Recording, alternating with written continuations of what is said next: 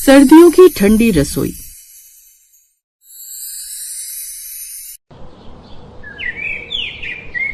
दिसंबर महीने की उस कपकपाती हुई सर्दियों में कपकपा देने वाली सुबह में कोहरा इतना घना था कि सामने की चौखट भी साफ नहीं दिख रही थी।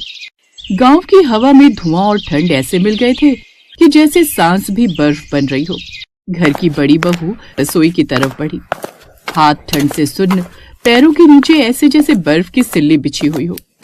सुबह की धुंध में अनीता चाय बनाने के लिए रसोई में पहुंची तो वो चौंक उठी। चूल्हा पूरी तरह बुझा हुआ था और लकड़ियां जैसे ओस से भीग चुकी थी। हे भगवान, इतनी ठंड में चूल्हा जलाना भी किसी जंग से कम नहीं। उस पे तो ये लकड़ियां भी गीली हो जाती हैं। इन गीली लकड़ियों को चूल्हे में जलाना भी किसी बड़े टास्क से कम नहीं है। और अभी कुछ ही देर में सबको अदरक वाली चाय भी चाहिए होगी। तभी पीछे से देवरानी स्वाति की एक खिंची हुई आवाज आई। भाभी, आप इतनी सुबह सुबह रसोई में क्या कर रही हैं? मैं तो सोच रही थी आज थोड़ी देर और सो जाऊं। इतनी ठंड में उठता कौन है भला? बाहर देख रही हो, सूरज मामा भी ठंड देखकर अभी तक बादलों में दुब के बैठे हैं। अनीता ने चूल्हे की ओर देखा और फूंक मारकर उन गीली लकड़ियों को जलाया, जिससे धुआं आंखों में चुभने लगा। फिर कहने लगी, स्वाति, ठंड है तो रसोई का काम नहीं करना क्या? घर में इतने लोग हैं स्वाति, नाश्ता चाय सब कुछ तो बनाना है उनके लिए। तो आप बना लो ना जेठानी जी, आपको तो आदत है। मुझसे तो ना बिल्कुल ठंड सहन नहीं होती, हाथ पांव जम जाते, मुझे तो एलर्जी है धुएं से। ये सुनकर अनीता चुप हो गई, पर उस वक्त उसके मन में ठंड से ज्यादा देवरानी के नखरे चुभ रहे थे। बस ठंड आई नहीं कि मैडम के नखरे शुरू हो गए। ये तो इसका हर सर्दियों का है। अब ये नहीं करेगी तो मुझे तो करना है, नहीं तो माँ जी का क्या है, वो तो साफ साफ कह देंगे कि तू घर की बड़ी बहू है, तुझे ये काम करना चाहिए। ऐसा सोचकर अनीता रसोई के काम में लग गई। कुछ देर बाद सास भी अपने कमरे से बाहर आ गई, जहाँ उसने देखा कि उसकी छोटी बहू अभी तक कंबल में लिपटी बैठी हुई है। अरे स्वाति बहू, तुम अभी तक कंबल में लिपटी बैठी हो? जरा अपनी जेठानी को देख, उसने तो कब की रसोई संभाल रखी है। तुम भी जाओ, उसकी मदद करो। ये सुनते ही स्वाति ने झट से मुंह बनाया। माँ जी, मुझे ना बहुत ठंड लगती है। डॉक्टर ने कहा है धुआं और ठंडी से दूर रहने को। अब रसोई में तो वही मिट्टी का चूल्हा बना हुआ है, क्योंकि आपको उसी पर बना खाना पसंद आता है, इसलिए आप गैस चूल्हा लाती नहीं। लेकिन उससे चूल्हे से ना मेरी आंखें लाल हो जाती हैं। कब से कह रही हूँ एक गैस चूल्हा ला दो। इस मिट्टी के चूल्हे में ना ये गीली लकड़ियां मुझसे तो जलती नहीं। ये काम तो जेठानी जी कर सकती हैं। खैर, लेकिन मेरी सुनता ही कौन है। अरे इतना ही गैस चूल्हे का शौक था तो ले आती दहेज में अपने मायके वालों से। मायके में तो कभी चूल्हा देखा नहीं, लेकिन ससुराल में महारानी को चूल्हा चाहिए। बताओ जरा। तभी स्वाति का पति अनूप भी वहाँ आ जाता है। अरे माँ, तो ये कौन सा झूठ कह रही है? सच्ची तो कह रही है। अब बेचारी से नहीं होता ठंड में रसोई का काम तो कोई बात नहीं ना, ये दूसरा काम देख लेगी। कमरों में झाड़ू ये लगा देगी।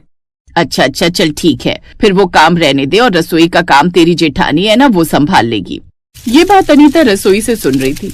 उसने भीतर ही भीतर गहरी सांस भरी। अच्छे से जानती हूँ ये सब इन मैडम के बहाने हैं। इधर रसोई अब धुएं से भरती जा रही थी। चूल्हा गीली लकड़ी के कारण बार बार बुझ रहा था। अनीता की आंखें लाल हो रही थीं, हाथ जल रहे थे और ठंड से शरीर में सिहरन भर रही थी। उसने एक बार फिर से चूल्हा जलाया। कुछ देर बाद, जेठानी जी, चाय बनी कि नहीं? वो क्या है ना, ठंड में जब तक अदरक वाली चाय ना मिल जाए तब तक सुबह नहीं होती। चाय अभी बन रही है, जैसे ही बन जाएगी ले आऊंगी। देखो, अगर आप धुआं कम कर दें तो मैं खड़ी हो सकती हूँ रसोई में, नहीं तो ऐसे तो मेरी सांस ही रुक जाएगी। पहले लकड़ियां सूखेंगी तभी धुआं रुकेगा। तुम थोड़ा मदद कर दोगी तो जल्दी हो जाएगा। ना, माँ जी ने मना किया है। मैं बीमार पड़ गई तो पूरा घर ठप पड़ जाएगा। हाँ, अच्छे से पता है। सारा घर तो जैसे तू अकेले ही संभालती है। घर तो वैसे भी मैं ही चलाती हूँ। तुझ मैडम को क्या ही फर्क पड़ता है? जब से ये सर्दियों की ठंडी रसोई आई है ना, तब से इसके नए नए नाटक शुरू हो गए हैं। स्वाति सुनकर भी अनसुना करने का नाटक करती है, क्योंकि असल में उसका तो हर बार का यही था। ज्यादा गर्मी हो तो रसोई से बहाना बनाकर निकल जाना, और सर्दियां हो तो उसका क्या ही कहना। अनीता ने सबके लिए पहले गर्मा गर्म चाय बनाई, जिसके बाद वो सबके लिए नाश्ता बनाने में लग गई। फिर अनीता का पति सुरेश दरवाजे पर आया। उसने देखा कि अनीता के हाथ काले धुएं से भरे हुए हैं और स्वाति कमरे में रजाई में बैठी फोन देख रही है। अरे स्वाति, तुम रसोई में नहीं गई? तुम्हारी जेठानी अकेले कर रही है सबके लिए नाश्ता बनाना। ये सुनकर स्वाति नाटक करने लगी। भैया, वो मुझे ठंड से एलर्जी है। मेरी बीमारी आप जानते नहीं, डॉक्टर ने कहा है कुछ दिन आराम करने के लिए। ओह अच्छा, ऐसी बात है। अरे तो तुम आराम करो, अनीता संभाल लेगी। ये सुनकर अनीता मन ही मन सोचने लगी। हाँ, ठंड सिर्फ स्वाति को लगती है क्या? मुझे नहीं लगती, मैं भी तो इंसान हूँ। इसके बाद वो सबको नाश्ता बना कर देती है। नाश्ता करने के लिए स्वाति झट से बैठ जाती है। भाभी, आपके हाथों में ना कमाल का जादू है, क्या टेस्टी खाना बनाती हो आप। वैसे एक पराठा और मिलेगा क्या? हाँ, लो ना, मैं तो आई ही हूँ यहाँ पर सब काम करने के लिए। सब मजे से रजाई के अंदर बैठकर ठंड का मजा लेते हैं और मैं रसोई में इनकी फरमाइशें पूरी करती रह जाती हूँ। ऊपर से माँ जी बस चूल्हे पर ही खाना बनवाना है, वो एक अलग मुसीबत है। इसके बाद उसने दिन का खाना बनाया, फिर बर्तन धोए। इसके बाद शाम को एक और फरमाइश आ गई। बहू, ठंड ज्यादा है, आज ऐसा कर शाम की चाय के साथ पकौड़े भी तल ले। जी पापा जी, जी तो चाह रहे पकौड़ों के साथ साथ खुद को भी तल दो। फिर उसने सबको पकौड़े तल कर दिए, जबकि स्वाति दिन भर मोबाइल लेकर कंबल में बैठी रही। फिर रात का खाना भी अनीता ने अकेले ही बनाया। उसके बाद बर्तन। उस रात तेज ठंड पड़ रही थी। अनीता लकड़ियां उठाने बाहर गई तो उसकी उंगलियां ठंड से नीली पड़ने लगी और एक बार फिर सबने सोने से पहले चाय की फरमाइश कर दी। वो फिर से रसोई में गई और चाय बना कर दी। फिर कुछ देर बाद स्वाति कमरे से चिल्लाई, जेठानी जी, मेरी चाय ठंडी हो गई, फिर से गर्म कर दोगी? अनीता को गुस्सा तो आया, पर वो चाय गर्म करने चली गई। फिर अगली सुबह भी उसने ही सब काम किया। फिर अनीता उठने से पहले ही चक्कर खाकर गिर गई। उसे बुखार था, वो भी 103। हाथ पैर ठंडे पड़े थे। ये देख सास घबरा गई। अरे अनीता, तू तो आग की तरह तप रही है। तुमने बताया क्यों नहीं? तुम्हारी हालत खराब है। अनीता ने कमजोर आवाज में कहा। किसे बताती, किसे फुर्सत थी सुनने की। अब सबके चेहरे पर शर्म उतर आई और सबसे ज्यादा स्वाति के। अब जब अनीता बिल्कुल बिस्तर पर पड़ी थी, तब सास ने स्वाति से कहा, छोटी बहू, अब तू रसोई कर। ये सुनकर स्वाति का चेहरा उतर गया। माँ जी, अभी इतनी ठंड है और रसोई में ठंड में काम करना। तो क्या अनीता बहू ठंड में देवता थी? अकेले कर रही थी ना सब। सास के कहने पर स्वाति ने चूल्हा जलाने की कोशिश की, लेकिन हर 2 मिनट में लकड़ी बुझ जाती, धुआं आंखों में भर जाता और वो खांसने लगती। हे भगवान, जेठानी जी कैसे झेलती थी ये सब? तुम्हारे नखरों के कारण, और आज भाभी की जो हालत हुई है ना, वो कहीं ना कहीं तुम्हारे कारण ही हुई है। ये सुनकर स्वाति ने शर्म से सिर झुका लिया। अब वो पूरे दिन रसोई में लगी रही। ठंड में चूल्हे पर खाना बनाना, ठंडे पानी से बर्तन धोना, घर की साफ सफाई, कपड़े सब उसे ही करने पड़ते। शाम होते होते वो थक कर बैठ गई। रात में वो अनीता के कमरे में गई। जेठानी जी, आप कैसी करती थी ये सब, बिना शिकायत, बिना आवाज? मैं तो सुबह से शाम में ही थक गई। आदत पड़ जाती है बहन, और हाँ, ठंड सबको लगती है, लेकिन परिवार की खातिर तो औरत को सर्दियों में भी सब काम करना ही पड़ता है। अगर हम ही ठंड का बहाना बनाने लगे तो फिर कैसे चलेगा? जेठानी जी, मैं बहुत गलत थी। ठंड का बहाना बनाकर मैं आराम करती रही और आपको सब कुछ करना पड़ा। आज समझ आया कि काम की असली ठंड क्या होती है। उसने अनीता की खूब देखभाल की। फिर अगले दिन स्वाति रसोई में पहले पहुंची। चूल्हा उसने जलाया, चाय बनाई और अनीता और सास को गरम गरम चाय देकर बोली, आज से रसोई हम दोनों मिलकर करेंगे। ठंड बाहर की झेल लेंगे, पर घर के अंदर की ठंड नहीं रहने दूंगी। बस बहुओं का ऐसा ही प्यार चाहिए था इस घर में। अनीता मुस्कुरा उठी। पहली बार उसे लगा कि घर में सिर्फ जिम्मेदारी ही नहीं, साझेदारी भी है। कुछ दिनों में अनीता भी ठीक होने लगी। दोनों बहुएं मिलकर काम करने लगी। ठंडी रसोई में अब प्यार की गर्मी थी। सास अब उनके लिए नया गैस चूल्हा भी ले आई, जिससे अब उन्हें गीली लकड़ियों की वजह से अपनी आंखें नहीं जलानी पड़ती।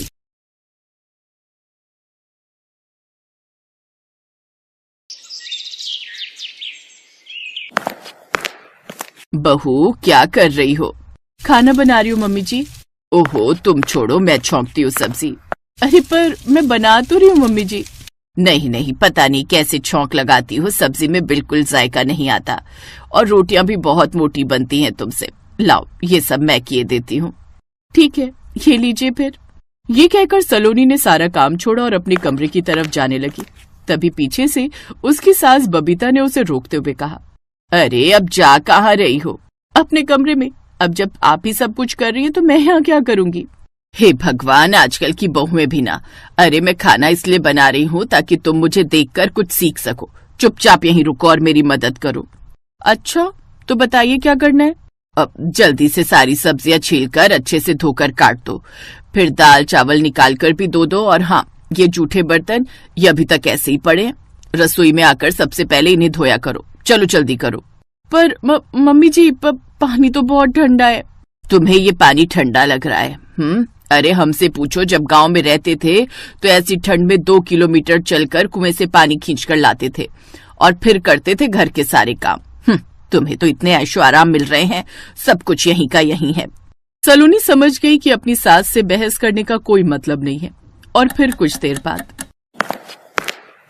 अरे सलोनी, अच्छा हुआ तुम आ गई। मैं तुम्हें ही आवाज देने वाला था। क्यों, क्या हुआ? कल मेरी एक बहुत इंपॉर्टेंट मीटिंग है और उसके लिए मुझे ये वाली शर्ट और पैंट चाहिए, तो प्लीज तुम इन्हें अभी धोकर डाल दो। क्या कहा? धोकर डाल दूं? क्यों डाल दूं? कैसे डाल दूं? मुझसे नहीं होगा ये। हैं? क्या बोल रही हो? एक शर्ट पैंट धोने को ही तो बोला है, इसमें कौन सी बड़ी बात है? जरा एक बार कमरे से निकलकर टंकी के ठंडे पानी को हाथ तो लगाकर देखो, उसके बाद पता चलेगा कि ये कितनी बड़ी बात है। ये देखो मेरे हाथ सुन्न पड़ गए एकदम। ओहो सलोनी, तुम तो फालतू में ही बात का बतंगड़ बना रही हो। अरे सर्दी का मौसम है तो पानी तो ठंडा होगा ही ना। अब हर काम के लिए तो पानी गर्म नहीं किया जा सकता ना। मम्मी भी तो इतने सालों से कर ही रही हैं। अपनी मम्मी का तो तुम नाम भी मत लेना मेरे सामने। सच में बड़ी चालाक हैं। रसोई में सारे पानी वाले काम मुझे पकड़ा दिए और खुद आराम से खाना बनाने के नाम पर गर्मा गर्म चूल्हे के पास खड़ी हैं। सलोनी, अब ये ज्यादा हो रहा है। हाँ, तुम्हें मेरे कपड़े नहीं धोने तो मत धो, पर मेरी मम्मी के बारे में कुछ भी गलत मैं नहीं सुनूंगा। ये कहकर रोहन ने गुस्से से अपने कपड़े वहीं जमीन पर पटके और वहां से चला गया और उसके जाते ही सलोनी भी अपना सिर पकड़कर बिस्तर पर बैठ गई और सोचने लगी, नहीं, ऐसे काम नहीं चलेगा। ये तो कभी मेरी तकलीफ समझेंगे नहीं, ऊपर से मम्मी जी को लेकर कुछ ज्यादा ही सेंटी हो जाते हैं। अब क्या करूं? इस ठंडे पानी की मुसीबत से कैसे छुटकारा पाऊं? और तभी सलोनी के दिमाग में एक जबरदस्त आइडिया आया और उसने तुरंत अपने मायके फोन लगा दिया। हेलो पापा, कैसे आप? यहाँ सब ठीक है बेटा, तुम सुनाओ। अब यहाँ भी सब अच्छा ही है। वैसे मैं सोच रही थी कुछ दिनों के लिए आप लोगों के पास आ जाऊं। हाँ हाँ बेटा, क्यों नहीं, दामाद जी के साथ चली आओ जब चाहे। नहीं पापा, ये तो बिजी हैं अपने ऑफिस के काम में। मैं अकेली आऊंगी, इनसे बोलकर ट्रेन में रिजर्वेशन करवा लूंगी, बस फिर आप स्टेशन से मुझे ले लेना। ठीक है बेटा, जैसा तुम्हें ठीक लगे। और फिर फोन रखने के बाद, अब आएगा मजा। सर्दी भर आराम से मायके में रहूंगी, वहां तो वैसे भी मम्मी मुझे कोई काम करने को कहेंगी नहीं। चलो अब जाकर सासू माँ को भी एक खुशखबरी सुना दूं। मायके जाने का सोचकर ही सलोनी के मन में लड्डू फूट रहे थे, लेकिन अपने ससुराल वालों के सामने वो उदास चेहरे के साथ पहुंची और फिर, मम्मी जी, वो आपसे कुछ कहना था। हाँ बोलो, क्या बात है? वो मेरे मम्मी पापा बुला रहे हैं मुझे, बोल रहे थे उन्हें मेरी बहुत याद आ रही है, और सच कहूँ तो मैं भी कुछ दिनों से अपने मम्मी पापा को बहुत मिस कर रही हूँ। ठीक है, तो मैं छुट्टी अप्लाई कर देता हूँ, फिर ले चलूंगा तुम्हें। नहीं नहीं, आप क्यों परेशान हो रहे हैं? अब इतने दिनों बाद जा रही हूँ तो कुछ दिन तो रुक कर ही आऊंगी ना। आप ऐसा कीजिएगा, मुझे लेने आ जाइएगा जब मैं बुलाऊं तो। फिलहाल मेरे अकेले जाने का रिजर्वेशन करवा दीजिए। अब देखिए अगर कल का ही टिकट मिल जाए तो। सलोनी ने तरकीब तो बढ़िया निकाली थी, लेकिन उसकी सास बबीता भी कुछ कम नहीं थी। सलोनी के मायके जाने का टिकट रिजर्व हो पाता उससे पहले ही उसने अपनी चाल चल दी। ये क्या हुआ अचानक? अरे क्या हुआ माँ? क्या बताऊं बेटा, अचानक से इतनी तेज चक्कर आया कि बस क्या ही कहूं। लगता है बीपी लो हो रहा है, बड़ी घबराहट हो रही है बेटा। सलोनी, तुम खड़ी क्या हो? जाओ माँ के लिए पानी लेकर आओ। जी अभी लाई। सलोनी अपनी सास के लिए पानी लेकर आई, जिसे पीते ही बबीता थर थर कांपने लगी और फिर, क्या हुआ माँ, ठंड लग रही है क्या? हाँ बेटा, एकदम कपकपी सी छूट रही है। जल्दी कर बेटा, मुझे कमरे में ले चल, मोटी रजाई उड़ा दे बस। हाँ चलो माँ, लगता है आपको सर्दी लग गई है। कितनी बार कहा है आपसे कि सर्दी में घर के काम छोड़ दिया करो। सलोनी कर लेगी ना सब कुछ? हाँ बेटा, अब तो बहू पर ही छोड़ना होगा सब, वरना तो ये सर्दी मेरे प्राण लेकर ही जाएगी। सलोनी जाओ, माँ के लिए गरम सूप बना कर लाओ, और सुनो, गरम कॉफी भी लेती आना। मैं तब तक डॉक्टर से अपॉइंटमेंट ले लेता हूँ। नहीं नहीं नहीं बेटा, डॉक्टर की जरूरत नहीं है। अब बुढ़ापे का शरीर है तो सर्दी में तो परेशान करेगा ही। अब बस कुछ दिन आराम करूंगी तो ठीक हो जाऊंगी। ठीक है माँ, पर आपको अच्छे से रेस्ट करना होगा। सलोनी, तुम इस बात का ख्याल रखना, माँ को बिस्तर से निकलना भी ना पड़े। लेकिन मैं तो मायके, मेरा टिकट। अरे अच्छा ही हुआ ना कि मेरा नेटवर्क स्लो था और तुम्हारा रिजर्वेशन हो ही नहीं पाया। तुम बोल दो अपने घर पर कि कुछ दिनों के बाद आ जाओगी। फिलहाल मम्मी की देखभाल ज्यादा इंपॉर्टेंट है। बबीता की चाल सलोनी पर और भारी पड़ गई। वो अच्छे से समझ रही थी कि सर्दी में ठंडे पानी की रसोई में अकेले ना जूझना पड़े, इसके लिए उसकी सास खराब तबीयत का बहाना कर रही है। लेकिन फिलहाल सलोनी कुछ भी कहने की स्थिति में नहीं थी। और फिर एक दिन, ओहो, बिस्तर पर लेटे लेटे तो मैं बोर हो गई। अब रोहन तो अभी ऑफिस में ही होगा। ऐसा करती हूँ, थोड़ी देर छत पर टहल कर आ जाती हूँ। ऐसा सोचकर बबीता अपने बिस्तर और फिर कमरे से बाहर निकली, लेकिन छत पर जाने से पहले उसने सोचा, जरा एक बार रसोई में भी झांक लूं, महारानी क्या कर रही है। ठंड तो बहुत है। गर्मा गर्म चाय बनाकर छत पर लाने को बोल दूंगी उसे, बढ़िया रहेगा। और फिर बबीता रसोई में आई, जहाँ गैस के ऊपर एक बड़े से पतीले में पानी चढ़ा देखकर उसने सलोनी से पूछा, सलोनी, ये इतना सारा पानी क्यों चढ़ाया हुआ है गैस पर? मम्मी जी, वो बर्तन बहुत ज्यादा है और पानी बहुत ठंडा, तो मैंने सोचा कि। तो तुमने सोचा कि अपनी ऐश के लिए तुम मेरे बेटे के खून पसीने की कमाई ऐसे भाप बनाकर उड़ा दोगी? छी, कितनी नालायक हो तुम। मैं कुछ दिनों के लिए बीमार क्या पड़ गई, तुमने तो सारा बेड़ा ही गर्क कर दिया। पता भी है कितना महंगा आता है गैस का सिलेंडर। मैं अच्छे से जानती हूँ आपकी तबीयत बिल्कुल ठीक है, बस मुझे मेरे मायके जाने से रोकने के लिए और मुझे परेशान करने के लिए आप बीमार बनी हुई है। पर बस अब बहुत हो गया, मैं अब और नहीं सहूंगी और इस ठंडे पानी की रसोई में और नहीं जमूंगी। मैं जा रही हूँ अपने मायके। आंखों में आंसू लिए सलोनी रसोई से बाहर निकल ही रही थी कि तभी एक अनजान आदमी के साथ वहां खड़े रोहन को देखकर उसके कदम रुक गए। और तभी बबीता ने रोने का ड्रामा करते हुए रोहन से कहा, देख रहा है बेटा यहाँ क्या हो रहा है तेरी माँ के साथ? देख भी रहा हूं और सब समझ भी रहा हूं माँ। सलोनी, गलत किया तुमने। तुम्हें माँ से ऐसे बात नहीं करनी चाहिए थी, लेकिन इस सब में शायद कुछ गलती मेरी भी है। मुझे पहले ही इस बारे में सोचना चाहिए था। आइए भैया, ये रहा हमारा किचन। बेटा, कौन है ये और तू क्या करवा रहा है ये? ठंडे पानी की इस रसोई में नया गीजर लगवा रहा हूं माँ, ताकि आप और सलोनी दोनों को सर्दी में परेशान न होना पड़े। कल सबके सोने के बाद मैं आया था रसोई में अपने लिए चाय बनाने, लेकिन फिर देखा कि सिंक तो जूठे बर्तनों से भरा पड़ा था। फिर सोचा बर्तन धो देता हूं ताकि सलोनी को सुबह थोड़ी मदद हो जाए। फिर आपने क्या किया, क्योंकि बर्तन तो धुले हुए नहीं थे सुबह? पानी को छूते ही मेरी आत्मा सिहर गई। वाकई पानी बहुत ही ठंडा था सलोनी। आई एम सॉरी उस दिन तुम्हारी बात न सुनने के लिए। अब वो सब तो ठीक है बेटा, पर ये गीजर वीजर की कोई जरूरत नहीं है, बस कुछ ही महीनों की बात है।